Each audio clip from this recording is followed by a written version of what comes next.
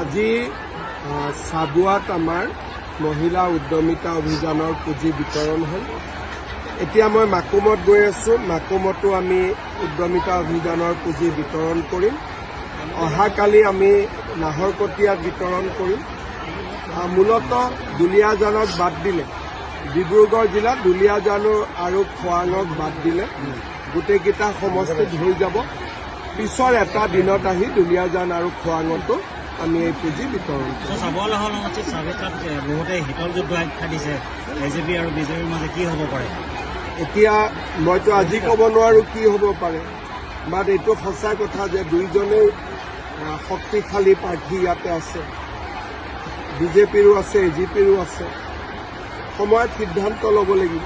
Sir, আপুনি last এখন খেলপথাৰত উপস্থিত হৈ সমান্ত চনৰ কেম্পেইনিঙত কৈছিলে বৰধিয়ালাইকাৰ সমস্যাটো স্থায়ী সমাধান। এতিয়াতো স্থায়ী সমাধান প্ৰায় হৈয়ে গ'ল। মাতি আমি দেখুৱাই দিলোঁ, তেওঁলোকে এগ্ৰীও কৰিলে।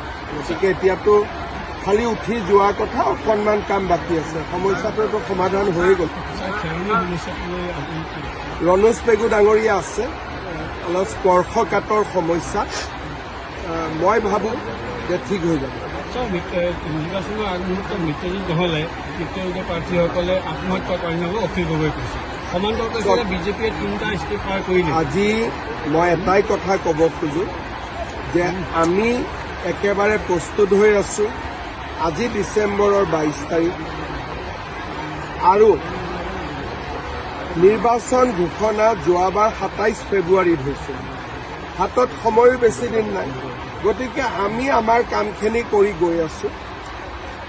মিত্ৰ কংগ্ৰেছ দলে কি কৰিছে, কি কৰা নাই, সেইটো তেওঁলোকৰ বিষয়বস্তু, এইটো আমাৰ বিষয়বস্তু নহয়।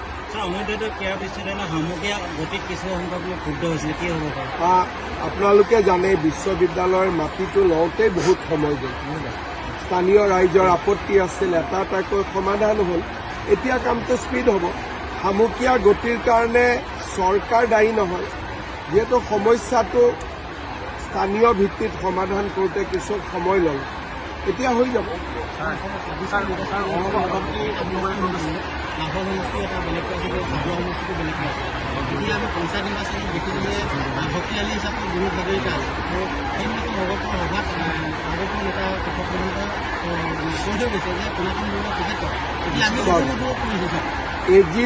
এজিপিৰ টিকট দিয়াৰ অধিকাৰ আছে, বিজেপিয়ে বিজেপিৰ টিকট দিয়াৰ অধিকাৰ আছে।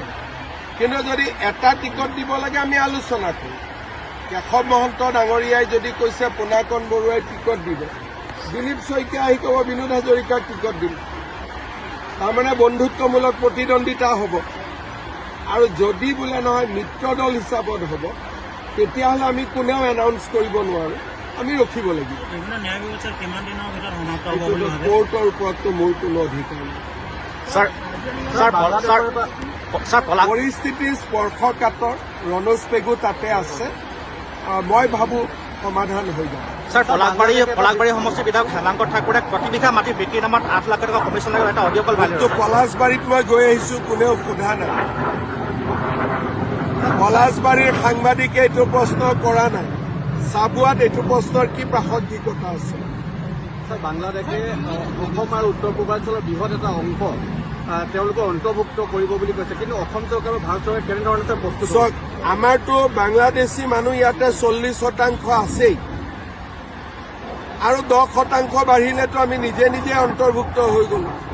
সেইটো কাৰণেতো যোৱা 5 বছৰে চিঞৰি আছো। অসমত 40% বাংলাদেশী মূলৰ মানুহ অলৰেডি আছেই, আৰু 10% হৈ গ'লেতো হৈয়ে গ'ল। 5 বছৰ এইবিলাক কথাইতো কৈ আছো। ইলেকশ্যনৰ আগত কোনেও বিচৰাও নাই। আন্দোলন কৰা সংগঠনসমূহে এইটো কথা বিচৰা নাই। তেওঁলোকে সিদ্ধান্ত বিচাৰিছিল, সিদ্ধান্ত হ'ল। ইলেকশ্যনৰ আগত মানে কি, ইলেকশ্যনটো অহা মাহত ডিক্লেয়াৰ হ'ব।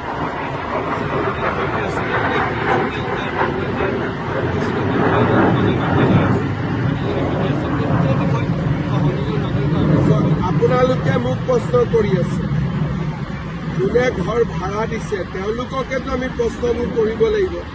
মই তথ্যখিনি আপোনালোকক দিলোঁ। এতিয়া এই তথ্যখিনিক আপোনালোকে কেনেকে ব্যৱহাৰ কৰিব এইটো আপোনালোকে সিদ্ধান্ত ল'ব লাগিব। চলিয়ে বাধা দিয়া।